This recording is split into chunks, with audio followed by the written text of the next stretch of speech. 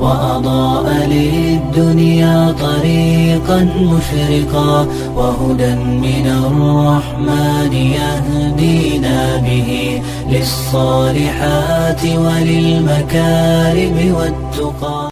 السلام علیکم ورحمۃ اللہ وبرکاتہ. بسم اللہ الرحمن الرحیم. الحمد للہ الذی انزل علی عبدہ الکتاب ولم یجعل لہ عوجا والصلاة والسلام علی نبینا محمد وعلی آلہ وصحبہ اجمعین. اما بعد رب اشرح لی صدری ویسر لی امری واحلل عقدۃ من لسانی یفقہوا قولی. شروع کرتی ہوں اللہ کے نام سے جو بڑا مہربان نہایت رحم کرنے والا ہے. انشاءاللہ آج کے درس نمبر 136 میں سورة الجن آیت نمبر 24 سے آیت نمبر 26 تک کی شرح اور ترجمہ سماعت فرمائیں گے. تو شروع کرتے ہیں. اعوذ باللہ من الشیطان الرجیم. حتی اذا رأوا ما یوعدون فسیعلمون من اضعف ناصرا واقل عددا. کلمت حتی میں حرف الحاء کی ادائیگی حلق کے درمیان والی حصے سے ہے. پھر حرف تا پہ تشدید ہے تو ہمیں تا کو 2 حرف کے برابر پڑھنا ہے کیونکہ تشدید کی اصلیت 2 حرف ہے. جیسے کہ یہاں حرف تا ہے تو یہ 2 تا ہے، تا ساکن اور تا متحرک. تا کے اوپر کھڑا زبر ہے اور اس پہ مد کا علامہ ہے، تو یہاں مد جائز منفصل ہے، اور مد جائز منفصل کا معنی ہے کہ حرف المد پہلے کلمہ کے آخر میں ہو اور اس کی وجہ جو کہ حمزہ ہے وہ دوسرے کلمہ کے شروعات میں آئے. اس مد میں ہم اپنی آواز 2 سے 4 مد کے برابر لمبی کریں گے. کلمت اذا میں حرف دال کی ادائیگی زبان کے سر اور اوپر والے دانتوں کے اندرونی کناروں سے ہے. کلمت رأو میں را پہ زبر ہے تو یہاں را کا حکم ہے تفخیم، ہمیں را کو موٹی آواز میں پڑھنا ہے. کلمت یوعدون حرف العین کو ہم حلق کے درمیان والے حصے سے ادا کریں گے. کلمت فسیعلمون میں عین ساکن ہے تو ہمیں حرف العین کو ظاہر کرنا ہے.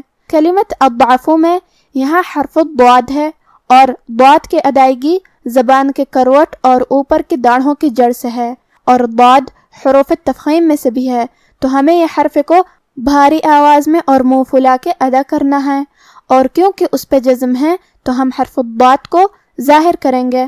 پھر حرف العین پہ زبر ہے اور فا پہ پیش ہے تو ہم یہ دونوں حرکات کو برابر سے ادا کریں گے. کلمت ناصرن میں یہاں حرف الصاد ہے اور صاد حروف تفخیم میں سے ہے تو ہم یہ حرف کو موٹی آواز میں پڑھیں گے.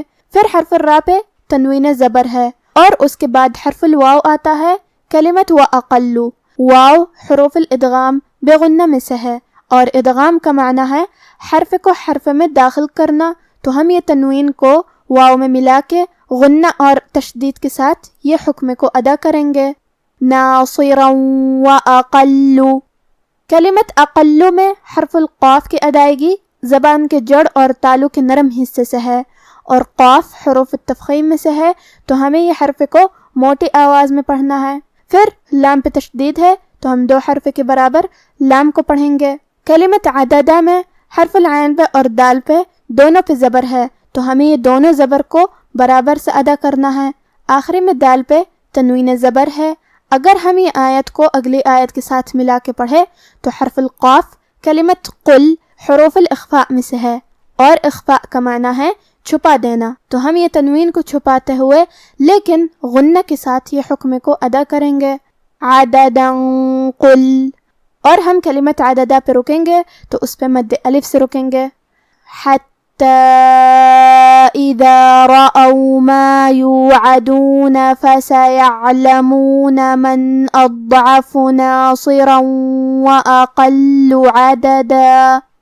قل ان ادری اقریب ما توعدون ام یجعل له ربی امدا. کلمت ادری یہاں حرف الدال ہے اور اس پہ جزم ہے. یہاں ہمیں دال کو قلقلہ سے پڑھنا ہے اور قلقلہ کا معنی ہے حرف ساکن کو ہلانا، تو ہم حرف الدال کو ہلاتے ہوئے یہ کلمہ کو پڑھیں گے. ادری. را کے نیچے زیر ہے تو را کا حکم ہے ترقیق، ہمیں حرف الرا کو پتلی آواز میں پڑھنا ہے۔ آخری میں یا پہ مد کا علامہ ہے تو یہاں مد جائز منفصل ہے، ہم اپنی آواز 2 سے 4 مد کے برابر لمبی کریں گے۔ کلمت اقریب حرف الباء پہ تنوین پیش ہے، پھر حرف المیم ہے۔ کلمت ما، میم حروف الادغام بغنہ میں سے ہے تو ہم یہ حکم کو غنہ اور تشدید کے ساتھ ادا کریں گے۔ اقریب ما۔ کلمت ام کے آخری میں میم ساکن ہے تو ہمیں حرف المیم کو ظاہر کرنا ہے کیونکہ یہاں میم کا حکم ہے اظہار شفوی۔ کلمت یجعل، یہاں حرف الجیم پہ جزم ہے کیونکہ جیم بھی حروف القلقلہ میں سے ہے تو ہم یہ حرف کو ہلاتے ہوئے یہ کلمہ کو پڑھیں گے۔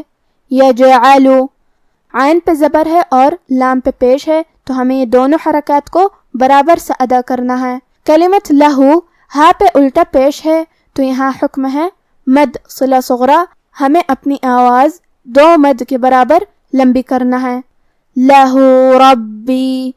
کلمت ربی، را پہ زبر ہے تو ہمیں را کو موٹی آواز میں پڑھنا ہے، پھر حرف الباء پہ تشدید ہے تو ہم 2 حرف کے برابر با کو پڑھیں گے۔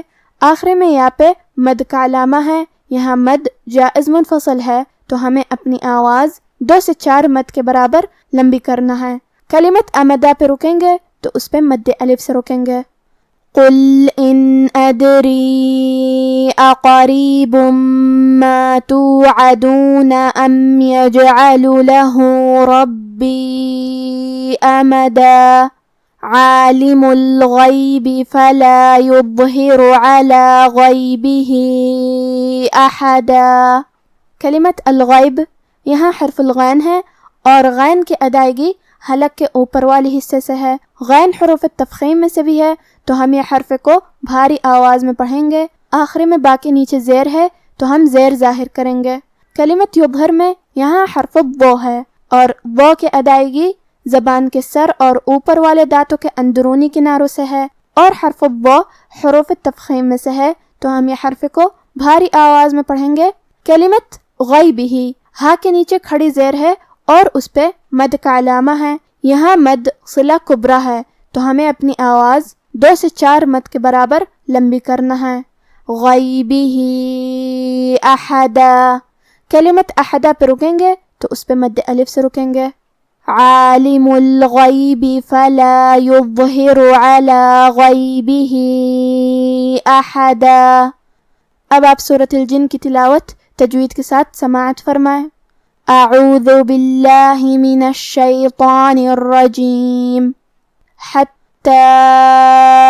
اذا رأوا ما یوعدون فسیعلمون من اضعف ناصرا واقل عددا قل ان ادری اقریب ما توعدون ام یجعل له ربی امدا عالم الغیب فلا یظہر علی غیبہ احدا۔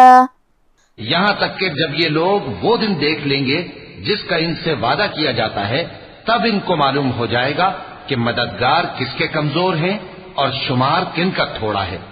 کہہ دو کہ جس دن کا تم سے وعدہ کیا جاتا ہے میں نہیں جانتا کہ وہ عنقریب آنے والا ہے یا میرے پروردگار نے اس کی مدت دراز کر دی ہے۔